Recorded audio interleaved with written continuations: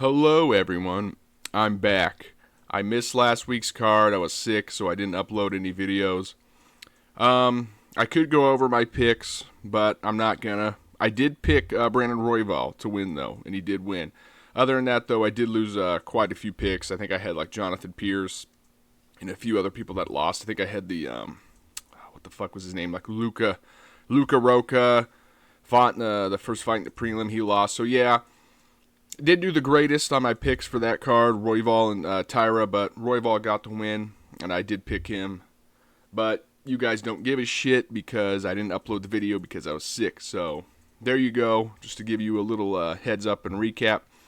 But I am back for this week, and this week we got Michel Pereira versus Anthony Hernandez. That's the main event, and we are going to kick this fucker off. Starting off with the first fight on the prelims, which is Austin Lane versus Robelis Despain. I picked against Robelis Despain in his last fight. He fought, God damn it, Waldo Cortez, I think. That's what he fought. Yeah, Waldo Cortez Acosta. That's what he fought. I picked Waldo.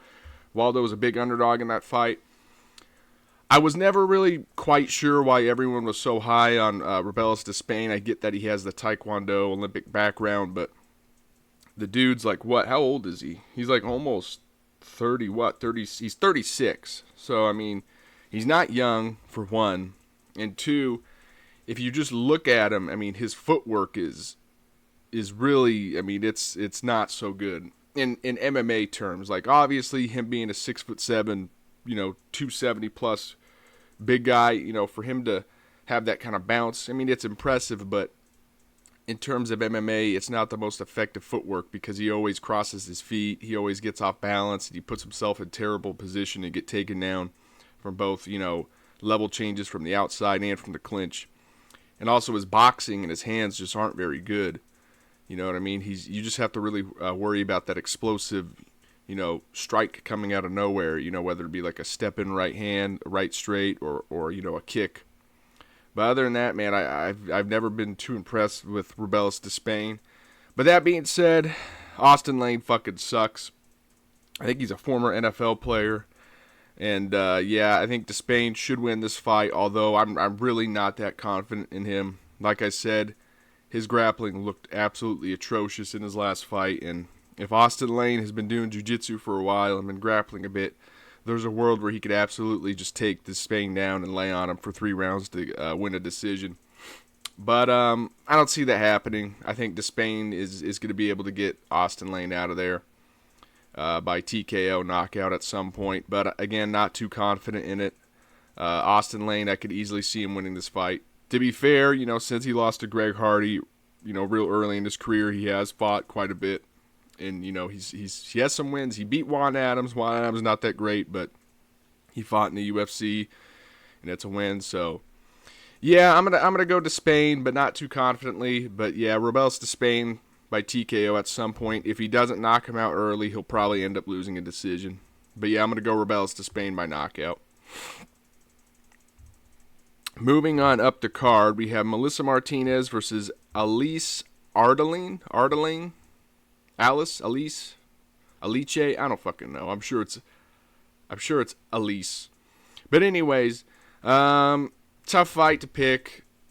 Melissa I don't think either of these chicks are that good, to be honest with you. Melissa Martinez and Alice.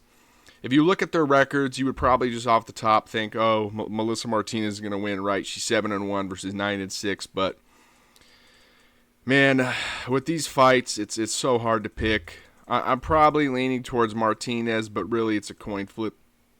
I could easily see Ardeline winning a split decision here, but I'm gonna go with Martinez. I'm not really basing that off of much. These fights are gonna be so damn close. These women's fights. There's 3 of them on the card, or I think 3. You have 1, 2, 3. Yeah, so 3 in a row, at least according to Tapology. I'm gonna go Melissa Martinez. I'm not really basing this pick off of much. I just think she'll probably land more damaging strikes. Maybe. We'll see. So, yeah, moving on up. We have Jessica Penne versus Elise Reed. I'm going with the underdog here. I'm going with Penne. I feel like she's better, has the better overall jiu-jitsu. I feel like she's more of a submission threat. And I don't know. I don't like. Elise Reed just seems to scrape by in most of her fights. And to be fair, that's, a lot of women's fights at 115 in general. But Elise Reed just scrapes by in her fights when she wins. And then when she loses pretty clearly. And I don't know. I don't think Penne should be an underdog in this one. I think it should be a pick'em, if anything. So I'm going to go Jessica Penne. By decision. Maybe she'll catch an armbar and submit her at some point, but I'm going to go Jessica Penne by decision here with the underdog. I could also see her possibly submitting Elise Reed at some point. But yeah, not much to go on in this fight either. I'm going with Jessica Penne, but again, it's going to be close. Not too confident. Next one up. Hang on a sec. Get some fucking water. Next one up, we got Jocelyn Edwards versus Tamirez Vidal. I'm going Jocelyn Edwards. I feel like she's going to be the better striker, more active on the feet. She might get taken down at some point, but she'll probably get back up. I don't think Vidal's that good. I think Jocelyn Edwards, a lot more UFC experience. She's a UFC vet at this point, so I'm going to go Jocelyn Edwards by decision, by being the better striker, doing more damage. Just picking her apart over 3 rounds. So, yeah, I'm going to go Jocelyn Edwards by decision here. Moving on up, we got Brad Katona versus Gene Matsumoto. Gene is a pretty big prospect, 15-0. Brad Katona was kind of the guy that at one point was that prospect, but has kind of just fell off. He won the Ultimate Fighter twice and just hasn't really lived up to, his record or that Ultimate Fighter, caliber, fucking, not caliber. What's the word I'm fucking thinking of? Anyways, Brad Katona hasn't lived up to the hype is what I'm trying to say.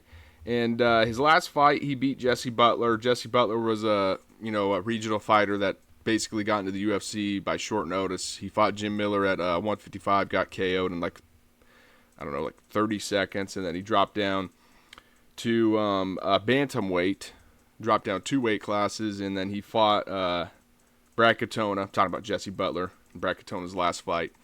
Brad Katona beat him pretty dominantly over 3 rounds, kind of just laid on him in full guard and elbowed him. Yeah, man, I don't know. It's hard to pick Brad Katona because he doesn't really do anything damaging. He's basically just one of those guys where his easiest path or his only path to victory really is to take you down and basically just control you on the ground. And if he can't do that, he pretty much loses. Because if it's on the feet, I don't know. He there's nothing to really worry about Brad Katona on the feet, man. He's got super short arms. It just doesn't really seem to have any power or pop in his shots and almost no killer instinct in his striking. Gene is young. He is a prospect. He's 50-0. He's looked really good. I am going to be picking him to win this fight. I feel like he's a better striker. I feel like he probably also has just better pure submissions. My only concern here is Brad Katona basically just wrestle fucking him and holding him down in full guard for 3 rounds. Because Katona is pretty strong. That's the one thing he has going for him at bantamweight is his physical strength. Fuck, man. I'm going to pick Gene. Although in fights like this, it's there's always that upset bound to happen where you have a guy that's technically he's pretty good everywhere like Katona. He can defend himself on the feet. He can get takedowns. He knows jiu-jitsu. He knows how to defend submissions. He could do everything. He's not he doesn't have killer instinct and he's not a finisher. But I could see a world where Katona could just fucking hold him down at full guard for 3 rounds and be, the more physically strong, experienced guy. But I'm not going to go with that. I am going to go with Gene Matsumoto by decision. I know Katona's pretty tough. He's pretty durable. I don't think he's going to get finished here. So I'm going to go Gene by decision. I think he's going to be able to outstrike Katona and land the more significant strikes here. But I have a weird feeling that Brad Katona is also going to wrestle fuck him and just control him in full guard for 3 rounds and give him his first loss. But I'm going to go with Gene. Fuck it. I'm going with Gene. I'm picking Gene. Next fight. We're moving on up here. We got Matthias Nicolau versus Asu Almabayev. I'm going with Asu here. Matthias Nicolau, he's good. Like, he's a good striker. He's a pretty good grappler, but he's just chinny as fuck. And anytime he gets hit with anything remotely clean, he pretty much goes down. But he is dangerous. Offensively, he is dangerous. And Asu Almabayev, I think, what was this, his second or third fight in the UFC? Let me double check. This is his fourth fight in the UFC. So he's 3-0. He beat Ode Osborne, submitted him. He beat CJ Vergara by decision, and they beat Jose Johnson by decision. Matthias Nicolau is definitely his best fighter he's fought for sure in his career up to this point, and also probably the most dangerous in terms of like his finishing ability. So that is going to be interesting. But I'm going to go with Asu Almabayev. You know, I feel like he could land some strikes on the feet, can do damage and work on the feet, outpoint him, and then go to his wrestling and his grappling if he needs to at some point. Although, like I said, Nicolau, he's dangerous. You know, he's dangerous. He does have finishing ability both on the feet and on the ground. And, you know, he's not a horrible underdog in this fight. But I am going to go with Asu. I'm not going to really trust Nicolau's chin. And then also you factor in the wrestling. I'm just going to favor Asu overall in this fight. I'm going to go Almabayev by decision. I don't think he's going to finish Nicolau.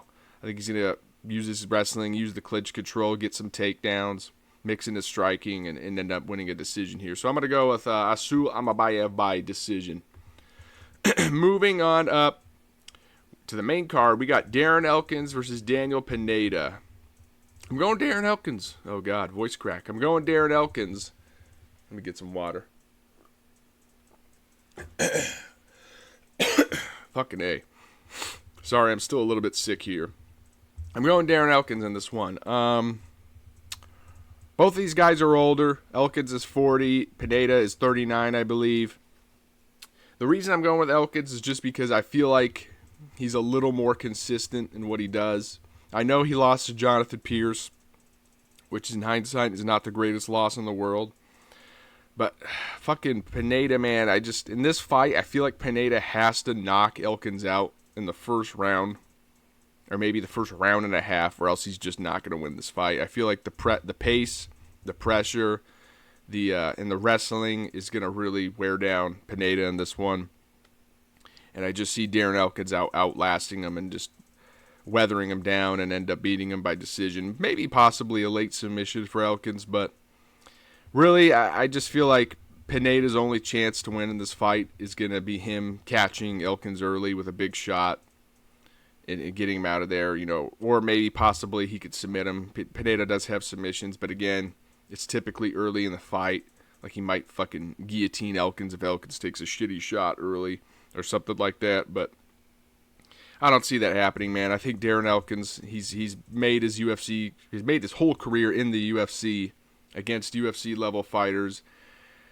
And Pineda, you know, he fought PFL. He pissed hot, failed some drug tests in there. He's older now. I don't know, man. I don't think Pineda's going to win this fight. I like Darren Elkins as an underdog in this one. I think he's going to win by decision, and I think he's going to really outwork and outlast Daniel Pineda and get the win here. So I'm going to go with Darren Elkins by decision here with the underdog. I don't know if he's an underdog still. According to the UFC website, he's a slight underdog. But I'm going to go with Darren Elkins by decision here. I think he's going to be able to outlast Pineda. Moving on up, we have Brady Highstand versus Jake Hadley. Again, I'm going with the underdog here. I'm going with Jake Hadley. I don't know why people just shit on Jake. It's like anytime Jake Hadley has a fight, just like people just shit on this guy like, as if he's just some fucking scrub, and I don't get it. I actually think Jake Hadley's pretty good, and he had a rough little patch where he lost some fights, but he won his last fight, and I also like him better at 135. I think that 125 is just too much of a cut for Jake Hadley. I just don't like him at 125. I think he's better at 135.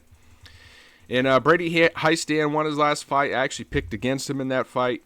He got the submission in that one. But I just think Jake Hadley's a bad matchup for him. Brady Highstand is pretty much just a grappler. He's a wrestler, grappler, especially from top position.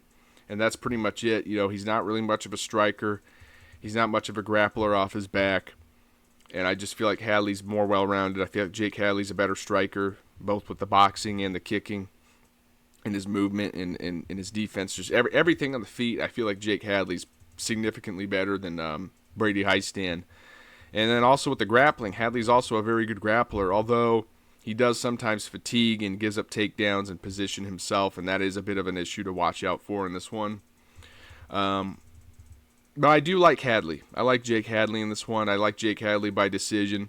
I think he's going to be able to outstrike Brady, defend some takedowns, possibly get a couple of takedowns on his own, although I don't know if he's going to really try to implement his grappling in this one just stylistically. I feel like he's kind of playing into Brady Heistand's game if he does that. I think he's a significantly better striker, and I feel like his game plan in this one should be to just try to stuff the takedowns, avoid the clinch, and just kind of pick him apart on the outside using his jab, using his straight punches and his kicks. So I'm going to go Jake Hadley by decision here over Brady Heistand. A bit surprised he's the underdog in this one. So yeah, Jake Hadley as the underdog. I like Jake Hadley in this one. Charles Johnson versus Sudamedri. I'm going Charles Johnson. I just think Sudamedri's a striker. He has pretty much no grappling.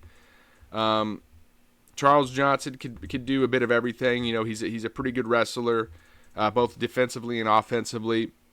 You know, he's good defensively on the ground. When he gets put in bad positions, you know, he tends to work his way out of them most of the time. And then on the feet, Charles Johnson is also a pretty good striker. You know, he switches his stance, he moves his head well. You know, he has slick combinations, puts things together well, and, you know, throws a lot of volume and a lot of different variety in his strikes. And again, even if this were just a striking match, I would still probably favor Charles Johnson. But when you add in the wrestling and the grappling, I definitely favor Charles Johnson. This is really his fight to lose in this one. Charles Johnson should win this fight pretty easily. Sudamedri, again, he's a striker. You know, if he can't stuff the takedown, he pretty much loses every time. And there's no reason I don't think Charles Johnson can win this fight. You know, he should be able to just land a few strikes, go to the wrestling, go to the grappling. If Sudamedri gets back up, same thing. Strike, strike, strike, level change, takedown. Yeah, man, I'm going with Charles Johnson. I think he's going to win this fight pretty easily by decision. Maybe a finish, but Sudamedri is tough. At least, you know, he's durable on the feet. Charles Johnson, maybe he could get a submission, although I don't know if that's his game all that much. But yeah, I'm gonna go Charles Johnson by decision. Why the fuck is everything gray? There we go. Rob Font versus Kyler Phillips. I want to pick Kyler Phillips, and I probably am going to pick Kyler Phillips, but the thing that worries me is Font is a big bantamweight. To be fair, both of them are pretty big bantamweights, but the thing that worries me is that Kyler Phillips is such a movement-heavy fighter, and he switches his stance, and he's constantly moving and cutting angles, and I just don't know if that's going to work quite as well against Rob Font. You know, Rob Font has, pretty good Muay Thai, pretty good stationary striking, good low kicks, and I don't know. I could see that giving Kyler Phillips a little bit of trouble, those low kicks and just that pressure and that constant forward movement and, throwing volume that Rob Font is going to do. Kyler Phillips also, I think, is a better grappler, although I don't know if he's going to be able to wrestle fuck Rob Font. I think Phillips is more of a jiu-jitsu guy than like a wrestler and top-heavy kind of guy. But I am going to go Kyler Phillips in this one by decision. I think that he should be able to win, do enough, although I'm not crazy confident in him. I know his last fight against Pedro Munoz, he did look pretty good, but Munoz is, at the tail end of his career and also stylistically a bit more of an easier matchup for Phillips because Munoz basically for one, he's short and stubby, and for two, he charges forward and he throws basically nothing but hooks and leg kicks. Whereas Rob Font is a little more diverse in his striking and, again, longer and rangier at bantamweight. So it's going to be a tougher fight for Phillips than the Munoz fight. But I'm going to go Kyler Phillips by decision. I think it's going to be a little bit closer than people think, though. I think a lot of people are thinking Phillips is just going to kind of piece up Rob Font and win easily. I don't think so. I think this one's going to be a tough fight. But I am going to go with Kyler Phillips by decision. I could see a split decision in this one happening. But I'm gonna go Kyler Phillips, but it's a tough one. Moving on up to the main event of the evening, we got Anthony Fluffy Hernandez versus Michel Pereira. Let me make sure this fight's a 5-rounder. I just want to double check. Okay, it is. It's a 5-rounder. All right, I'm going Fluffy. Michel Pereira is the favorite, but Fluffy Hernandez is really underrated, like criminally fucking underrated, actually. His only loss in the UFC, I believe, is to Kevin Holland. Let me double check that just to make sure I'm not wrong. But I believe his only loss was a few years back to Kevin Holland. I'm wrong. He lost to Marcus Perez in 2019. So he has 2 losses in the UFC. The Marcus Perez loss, that's not a good loss. To be honest. At the time, it wasn't that bad. That was back in 2019, but not the greatest loss. And then to Kevin Holland, also not the greatest loss, especially considering, how it happened. It was a first-round TKO to a knee 39 seconds in. But other than that, Anthony Hernandez actually has a pretty fucking legit record. He did beat Brendan Allen pre-UFC. He submitted Jung Park. He tapped Rodolfo Vieira, who's like a jiu-jitsu world champion. He beat Josh Fremd really easily. He beat Marc-Andre Barriault really easily. And he fucking destroyed Edmund Shabazian. And then he ran through Roman Kopylov. This dude is good. He's good. Anthony Hernandez is really good. And I think he's going to win this fight, especially with it being 5 rounds. If this was a 3-rounder, I would slightly maybe favor Michel Pereira. But knowing it's a 5-rounder, I'm going Anthony Hernandez all the way. I think he's tough. He's durable. He's not going to quit. And the pace he puts up is going to give Pereira some problems in this fight. Pereira, since moving up to 185, he's looked really good. He's finished everyone pretty early. But he's been fighting kind of the lower tier 85ers. And now this is a big step up for him. And I just don't see him winning this fight, man. Michel Pereira, in my opinion, his only chance in this fight is pretty much the first maybe round and a half. If he catches Fluffy with some shot, knocks him out, or drops him and then latches up a guillotine early or something and is able to submit him. I just don't see that happening. I think Hernandez is going to weather any storm that Pereira brings early, and that pace is just going to be too much for Michel Pereira. Michel Pereira, it's not that I don't think he has bad cardio. It's just the pace at which he fights at. He's such a, especially at 185, he's a kill or be killed type fighter. At welterweight, for a long time, he actually fought super conservatively and won a lot of decisions, and kind of boring fights, to be honest. But since he's moved up to 185, he's changed his style a bit back to more of his wild style and, really emphasizing the finish. And I think that might backfire in this fight. I actually think Pereira would be much better suited to fight that old style that he was fighting at 170 and kind of being patient and really picking his shots, because if he tries to go out here and just fucking run through Hernandez like he has, everyone else, and he doesn't get the finish, I think he's going to get submitted or TKO'd at some point in this fight. So I'm going to go Fluffy Hernandez. I think he's going to get the job done. I think he's going to be able to, withstand any early adversity that Pereira might throw his way. And I think he's to be able to get the wrestling going, get that pace going, get the clinch, get the takedown, and eventually just get top position and find the finish. So I do think Hernandez is going to get the finish here. Don't know if it'll be by sub or TKO due to ground and pound, but I do think he's going to get the finish some point later in the fight, maybe 3rd, 4th, maybe 5th round. I just don't see Pereira finishing Hernandez like he has, these other guys at 85. And I don't see Pereira being able to maintain that pace for 5 rounds, because Hernandez is going to push the pace, no matter what. He's just going to keep going nonstop. And I don't think Pereira can handle that type of pace, to be honest with you. So I'm going to go Anthony Hernandez by finish some point late in the fight. Submission or TKO due to ground and pound. Maybe he gets Pereira stuck in back mount and just, fucking ground and pounds him to a TKO. Or maybe he submits him. But either way, I'm going to go Fluffy Hernandez. This is a relatively quick breakdown video. I'm still a little bit sick. But I think I have some underdogs here. So Hernandez is an underdog. Hadley is an underdog, at least according to the UFC website. I don't know about DraftKings or, whatever book you're looking at. Elkins is an underdog. Let's see. Penne is an underdog. And then, the rest I have are favorites. So, anyways, this is the prediction video. And thank you guys for watching, and I will see you guys next week. Actually, you know what? I am going to do a postcard breakdown for this card. I've never done a postcard breakdown, but I think I am going to do one for this card and give a little post-fight or postcard breakdown on these fights.